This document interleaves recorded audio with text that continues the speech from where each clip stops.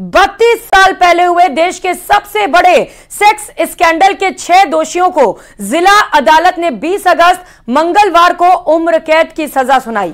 इसके साथ ही उन पर 5-5 लाख का जुर्माना भी लगाया गया। कोर्ट ने नफीस चिश्ती, नसीम उर्फ टार्जन, सलीम चिश्ती, इकबाल भाटी, सोहेल गनी, सैयद जकीर हुसैन को उम्र कैद की सजा सुनाई। सजा सुनाते वक्त सभी 6 दोषी कोर्ट में थे। एक आरोपी इकबाल भाटी को एम्बुलेंस से दिल्ली से अजमेर लाया गया था। साल 1992 में 100 से ज्यादा कॉलेज गर्ल्स के साथ गैंगरेप और उनकी न्यूड फोटो सर्कुलेट होने पर तहलका मच गया था। कई छात्राओं ने बदनामी के डर से सुसाइड भी कर लिया था। तत्कालीन सरकार ने यह केस CID-CB को सौंपी थी। मामले में 18 आरोपी थे, 4 सजा भुगत चुके हैं, 4 को हाईकोर्ट दोष मुक्त कर चुका है। एक ने 30 साल पहले केस के दौरान ही सुसाइड कर लिया था। एक आरोपी फरार है और 6 पर फैसला आज आया है। इस केस में 104 लोगों ने गवाही दी। 3 पीड़िता अपने बयान पर आखिर तक डटी रही। कोर्ट ने 208 पेज का फैसला सुनाया है।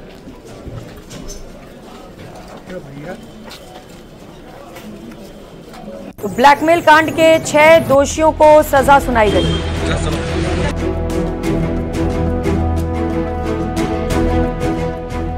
अजमेर ब्लैकमेल कांड में इंसाफ। 32 साल पुराने सेक्स स्कैंडल में फैसला। 6 दोषियों को उम्र कैद की सजा। 1992 के देश के सबसे बड़े सेक्स स्कैंडल मामले में अजमेर की पॉक्सो कोर्ट 2 ने बाकी 6 आरोपियों को दोषी मानते हुए उम्र कैद की सजा सुनाई है। साथ ही 5-5 लाख रुपए का जुर्माना भी लगाया है। कोर्ट का यह फैसला सेक्स स्कैंडल के करीब 32 साल बाद आया है और सब न्यायालय द्वारा जो भी निर्णय सुनाया गया है उसके प्रति सबने अपनी संवेदनाएं व्यक्त करी है कि इतना अच्छा निर्णय न्यायालय द्वारा आया है और सभी मुलजिम जो अभी विचाराधीन थे सबको दोषित घोषित किया गया है। साल 1992 में 100 से ज्यादा कॉलेज गर्ल्स के साथ गैंगरेप और उनकी न्यूड फोटो सर्कुलेट होने पर तहलका मच गया था। मामले में 18 आरोपी थे, जिनमें से 9 को पहले ही सजा सुनाई जा चुकी थी, जबकि एक ने सुसाइड कर लिया। जबकि एक आरोपी पर अलग से केस चल रहा है, जिसे कोर्ट ने भगोड़ा साबित कर रखा है। 8 अगस्त को अजमेर के पॉक्सो कोर्ट 2 में फैसला आना था, लेकिन एक आरोपी की तबीयत खराब होने के चलते कोर्ट में पेश नहीं हो पाया, जिसके बाद 20 अगस्त की तारीख तय की गई थी। आइए अब आपको बताते हैं कि पूरा मामला क्या था। लंबे समय से गवाहों की तलबी हो रही थी, गवाह नहीं पहुंच रहे थे, जिनमें वो महिलाएं भी थीं जिनके साथ ये अपराध घटित हुआ। क्योंकि वो मीडिया की बार बार सुर्खियां बन रहा था, तो श्रीमान तत्कालीन पुलिस अधीक्षक महोदयगण द्वारा बराबर टीम का फॉलोअप करते हुए मेरे को निर्देशित किया गया। तो मैंने फिर एक चैलेंज के रूप में लेके उसमें लगातार हमारे जो कांस्टेबल्स की टीम थी और जो ASI लगाए, सब इंस्पेक्टर्स लगाए, उन्होंने 40 गवाह एक साल में हमने कोरोना होते हुए भी कराए थे। और हम पूरी तरह आश्वस्त थे कि जो गवाही हुई है और जिस तरीके से ये केस है पुराना, इसमें हमें सफलता मिलनी चाहिए। तो आज आप द्वारा मुझे ज्ञात हुआ है कि इसमें चूंकि सजा का ऐलान होना बाकी है, लेकिन दोषी माना है, तो ये केस ऑफिसर स्कीम की भी जीत है।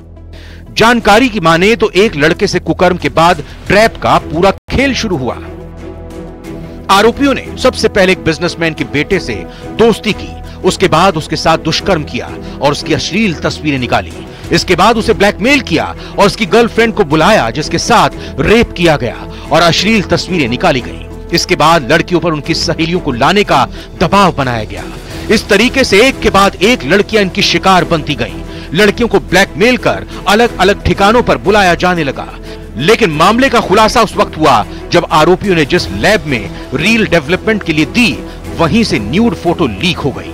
आरोप है कि जिनके हाथ वो तस्वीरें लगी, उन्होंने भी लड़कियों को ब्लैकमेल करना शुरू कर दिया। इस बीच एक एक करके 6 लड़कियों ने सुसाइड कर लिया। हालांकि कुछ छात्राएं पुलिस के पास शिकायत करने भी पहुंची, लेकिन मामला हाई प्रोफाइल था, जिसके बाद आरोप है कि पुलिस ने मामले को दबाने की कोशिश की। 1992 में हुई इस ब्लैकमेलिंग कांड का तत्कालीन अजमेर शहर यूथ कांग्रेस प्रेसिडेंट फारूक चिश्ती, तत्कालीन यूथ कांग्रेस ज्वाइंट सेक्रेटरी नफीस चिश्ती, तत्कालीन youth Congress vice president Anwar Chishti समेत कई रईसजादों के नाम सामने आए। तत्कालीन भैरव सिंह शेखावत सरकार ने जांच CID-CB को सौंपी थी, लेकिन पुलिस ने मामले में जो चार्जशीट पेश की वो 173 सीआरपीसी के तहत पेश कर इसके चलते केस में हर बार नए आरोपी की गिरफ्तारी के बाद नई चार्जशीट पेश करनी थी। पहले से चले ट्रायल को रोककर दोबारा से नए सिरे से ट्रायल चलाया गया। इसके चलते पीड़ितों और गवाहों को भी कोर्ट में एक ही बयान के लिए बार बार आना पड़ा और इंसाफ मिलने में इतनी देरी हुई। अशोक सिंह भाटी, अजमेर, न्यूज़ 18 राजस्थान। देश के बहुचर्चित ब्लैकमेल कांड में आज अजमेर न्यायालय ने अपना फैसला सुना दिया है। इस मामले में कई नाबालिग लड़कियां ब्लैकमेल का शिकार हुई थी, जिसके बाद 18 आरोपियों के खिलाफ केस दर्ज किया गया था। इस मामले में पहले भी 9 आरोपियों को आजीवन कारावास की सजा सुनाई थी। अब अजमेर न्यायालय ने एक बार फिर बचे हुए 6 आरोपियों को आजीवन कारावास की सजा सुनाई है। इस मामले में सभी पर 5-5 लाख रुपए का अर्थदंड भी लगाया है। अभी इस मामले में एक और आरोपी फरार चल रहा है। कैमरा पर्सन कौशल सेन के साथ अशोक सिंह, न्यूज़ 18 अजमेर। और अजमेर के बहुचर्चित ब्लैकमेल कांड के आरोपियों को सजा दिलाने में तत्कालीन case officer CI Dalbir Singh फौजदार की कड़ी मेहनत है। उन्होंने दरगाह थाना प्रभारी रहते हुए महज 1 साल में 40 गवाहों के बयान दर्ज करवाएं। इतना ही नहीं, पीड़ितों को न्याय का भरोसा दिलवाकर कोर्ट तक लाने और गवाही देने के लिए भी तैयार किया था। केस तो बहुत लंबे समय से चल रहा था, करीब 2012 से उसमें ट्रायल शुरू हुई थी और मैंने 20 में दरगाह थानाधिकारी के तौर पर ज्वाइन किया। तत्कालीन एसपी राजदीप सर, उसके तुरंत बाद श्री जगदीश शर्मा जी, फिर विकास शर्मा सर और चूनाराम जाट सर, 4 पुलिस अधीक्षक महोदय के निर्देशन में उक्त केस में मैं चूंकि केस ऑफिसर था और बड़े लंबे समय से गवाहों की तलबी हो रही थी, गवाह नहीं पहुंच रहे थे, जिनमें वो महिलाएं भी थी जिनके साथ ये अपराध घटित हुआ। क्योंकि वो मीडिया की बार बार सुर्खियां बन रहा था, तो श्रीमान तत्कालीन पुलिस अधीक्षक महोदयगण द्वारा बराबर टीम का फॉलोअप करते हुए मेरे को निर्देशित किया गया। तो मैंने फिर एक चैलेंज के रूप में लेके उसमें लगातार हमारे जो कांस्टेबल्स की टीम थी और जो एएसआई लगाए, सब इंस्पेक्टर्स लगाए, उन्होंने 40 गवाह 1 साल में हमने कोरोना होते हुए भी कराए थे। और हम पूरी तरह आश्वस्त थे कि जो गवाही हुई है और जिस तरीके से ये केस है पुराना, इसमें हमें सफलता मिलनी चाहिए। तो आज आप द्वारा मुझे ज्ञात हुआ है कि इसमें चूंकि सजा का ऐलान होना बाकी है लेकिन दोषी माना है, तो ये केस ऑफिसर स्कीम की भी जीत है, मुख्यालय की भी जीत है और हमारे जो टीम वर्क वहां पे हुआ तत्कालीन पुलिस अधीक्षक गण के नेतृत्व में, उसकी भी जीत है। और अब बात दर्द में उदयपुर की, क्योंकि देवराज अब हमारे बीच नहीं। उदयपुर में आज नम आंखों से छात्र देवराज को अंतिम विदाई दी गई।